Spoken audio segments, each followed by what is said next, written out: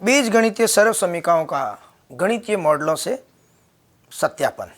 यहाँ मैंने एक वर्ग लिया है।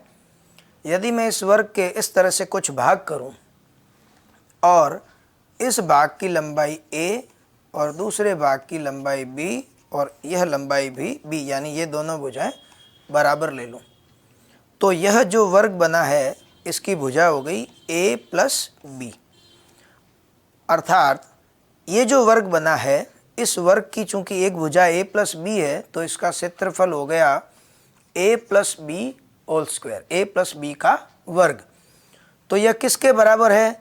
तो हम कहेंगे भाग 1, भाग 2 और भाग 3 के योगफल के बराबर है। ये तीनों भाग हमने यहाँ अलग कर लिए। तो हम पता कर रहे थे कि a प्लस बी का वर्ग किसके बराबर? भाग 1 एक वर्ग है a भुजा वाला, तो इसका क्षेत्रफल हो गया a स्क्वायर।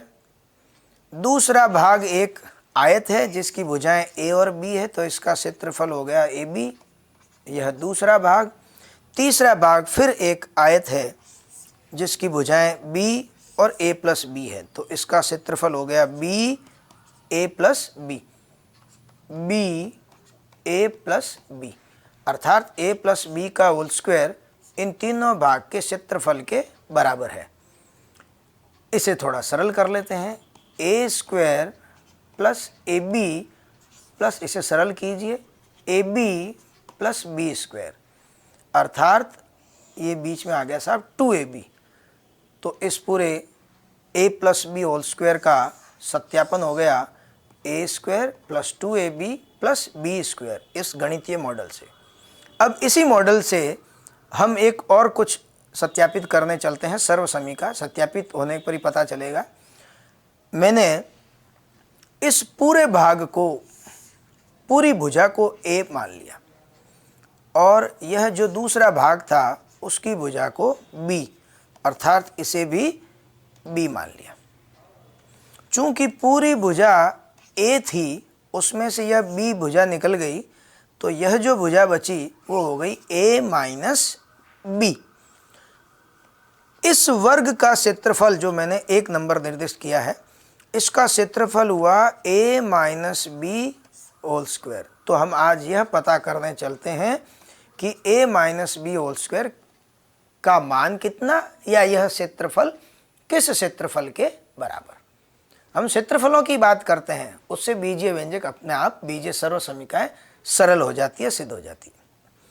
तो a minus B whole square किसके इक्वल?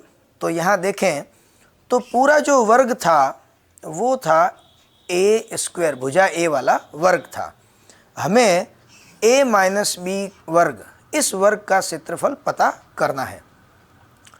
यदि हमें इस a minus B whole square को पता करना है तो हम क्या करेंगे, या मैंने साइड में ये ब्लैक कलर से दिखाया है, पूरा जो वर्ग था उसका क्षेत्रफल अर्थात a स्क्वायर, उसमें से ये जो येलो कलर का पार्ट है जो स्वयं दो भागों में विभाजित था, a स्क्वायर माइनस इन दोनों भागों को उसमें से माइनस कर लेंगे।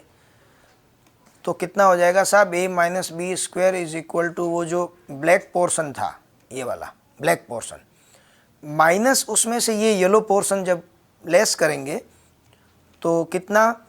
यह एक आयत है, इसका क्षेत्रफल है b a माइनस बी, तो यह उसमें से माइनस हो जाएगा b a माइनस बी। फिर यह एक आयत है जिसकी भुजाएं a और b है, यह भी उसमें से ab भी माइनस हो जाएगा। इस तरह से इसको सरल करें, यदि a स्क्वायर माइनस, इसे गुणा कीजिए ab प्लस बी स्क्वायर, और अंत में ये वापस है माइनस ab। ये जो हमने अभी भाग बड़ा जो था उसमें से लेस किया, इनको हमने सरल किया, तो हमारे सामने यह a minus B whole square किसके इक्वल आ गया साहब? a square minus 2ab plus B square.